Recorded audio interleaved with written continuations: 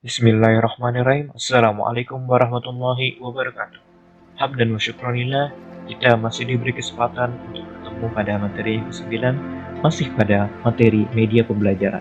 Media pembelajaran digunakan guna untuk mempermudah penyampaian materi yang akan diajarkan. Selain memberikan masukan positif, namun ada beberapa kekurangan dan kelebihan dari beberapa jenis media yang digunakan, sesuai dengan karakteristik siswa yang berbeda-beda. Nah, berikut ini jenis-jenis media yang digunakan serta kekurangan dan kelebihannya.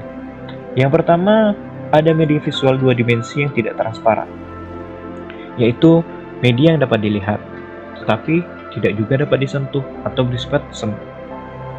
Nah, jenis-jenisnya seperti grafik, chart atau bagan, kemudian ada peta, diagram, dan poster.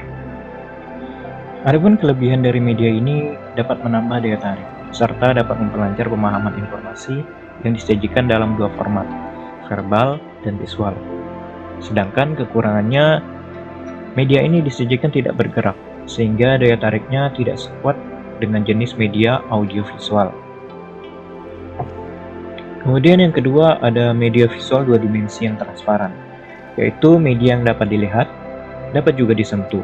Kelebihan dari media ini adalah aturan proyeksi gambar dapat terlihat jelas pada ruangan yang terang, sehingga guru dan murid dapat saling melihat. Sedangkan kekurangannya, media ini tidak cocok digunakan bagi orang yang memiliki kelainan pada penglihatan, sehingga tidak semua orang bisa menggunakan media ini. Dan yang ketiga ada media visual tiga dimensi, yaitu media yang dapat dilihat.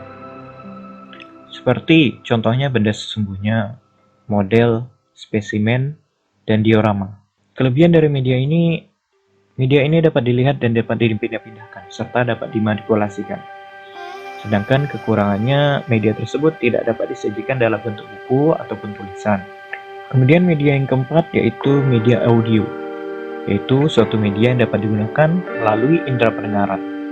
Seperti contohnya, radio, audio tape recorder, alat musik modern, tradisional, dan CD player. Kelebihan dari media ini dapat menjadi peralatan yang sangat lumrah dan mudah didapat oleh seluruh lapisan masyarakat, serta ketersediaannya dapat diandalkan dan tidak menyita banyak waktu.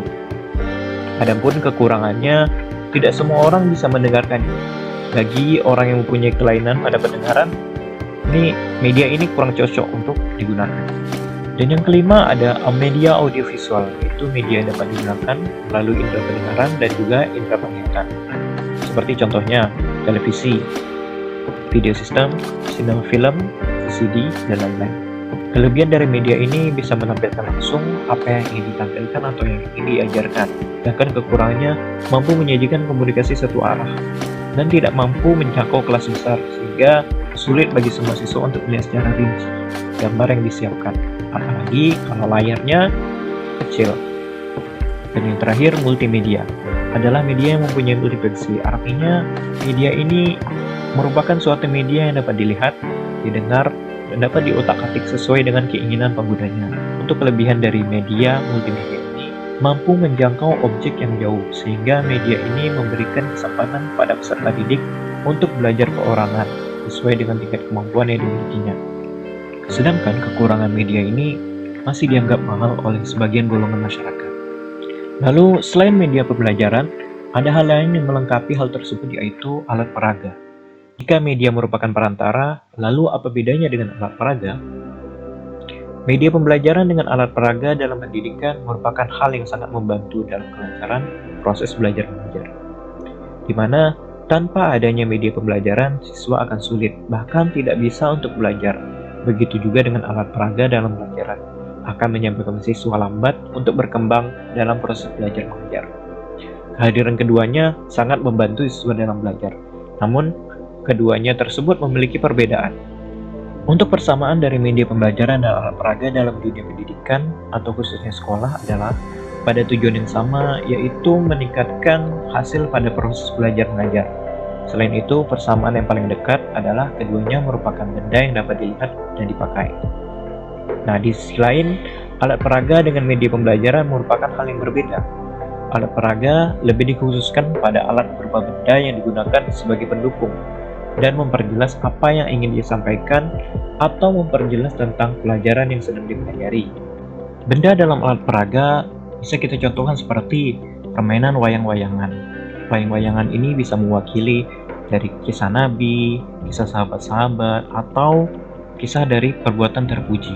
Sedangkan pada media pembelajaran ini lebih terfokus pada sarana yang akan menyampaikan pesan atau pelajaran dengan cara lain. Misalnya presentasi menggunakan proyektor atau slide, kemudian buku pelajaran dari media cetak, belajar melalui daring, kemudian belajar juga melalui video dan lain-lain. Demikianlah kelebihan dan kekurangan media serta perbedaannya dengan alat peraga.